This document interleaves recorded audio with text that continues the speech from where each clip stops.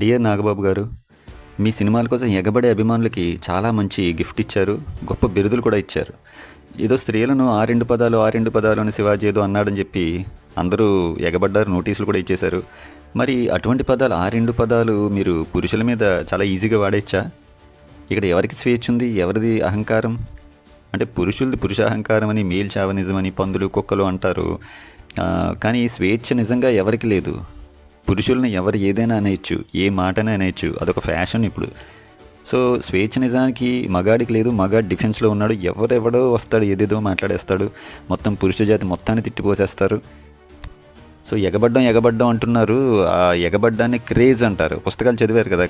Craze అంటే ఏంటంటే, ఏ shop ఓపెనింగ్స్కి వచ్చినా, అసలు మీరు ఏదైనా కొత్త సినిమా రిలీజ్ అయినా ఆ ఎగబడే అభిమానుల మీదే ఆధారపడి బ్రతికి మీరు ఉన్నత స్థాయికి ఎదుగుతున్నారు. వాళ్ళ సొమ్ము తింటున్నారు. మీరు ఎగబడేది మగాళ్లే మొదట.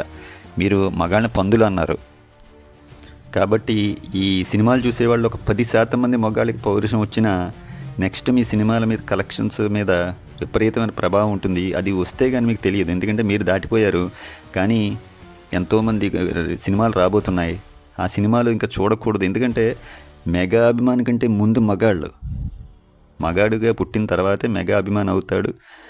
దాంతోపాటు న్యూట్రల్ అభిమానులు ఉంటారు. అది గుర్తుపెట్టుకోవాలి మీరు. అందరూ మెగా అభిమానులే కాదు. ఏ సినిమా బాగున్నా చూసే న్యూట్రల్ అభిమానులు మాలాంటి వాళ్ళం ఉంటాం. మీరు మగజాతిని తిడితే మీ సినిమాలు ఎందుకు చూడాలి?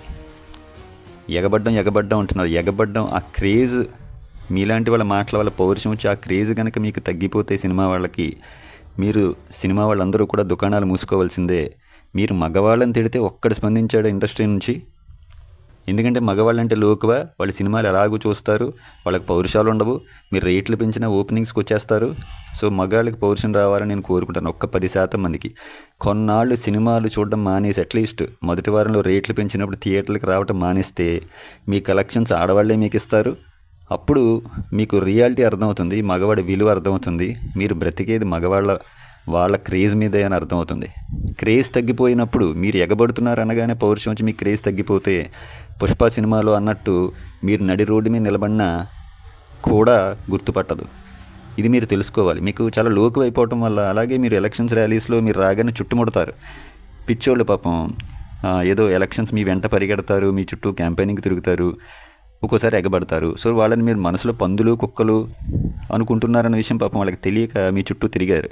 ఇప్పుడు జనసేన మీద ఒక అద్భుతమైన పాజిటివ్ అట్మాస్ఫియర్ క్రియేట్ అయింది మన పవన్ కళ్యాణ్ గారి కృషి వల్ల. ఇప్పుడు మీ వ్యాఖ్యల్ని ఎలా తీసుకోవాలి? మిమ్మల్ని భరించాలా పవన్ కళ్యాణ్ గారి కోసం, లేకపోతే మీకోసం ఈ జనసేన మీద పాజిటివ్ అభిప్రాయాన్ని మేము చెరిపేసుకోవాలా? క్రియేట్ అవుతున్న అట్మాస్ఫియర్ని ఎందుకు మీరు పాడు చేస్తున్నారు? ఎక్కువ మంది అభిమానులు పురుషులే కదా. మగజాతి మీద ఈ ద్వేషం మానండి. ఏదో స్త్రీలను తృప్తిపరచడానికి మగవాళ్ళని తిట్టిపోయాల్సిన అవసరం లేదు. కనీస ఆలోచన కూడా లేకుండా మీరు ఏం మాట్లాడుతున్నారో మీకు తెలియట్లేదు. సో జనసేన పార్టీ ఈయన మీద యాక్షన్ తీసుకోకపోతే న్యూట్రల్ అభిమానులు లేదా జనసేన మీద కాస్త పాజిటివ్ ఉన్నవాళ్ళు, సామాన్యులు దూరం అయ్యే ప్రమాదం ఉంది. జై హింద్.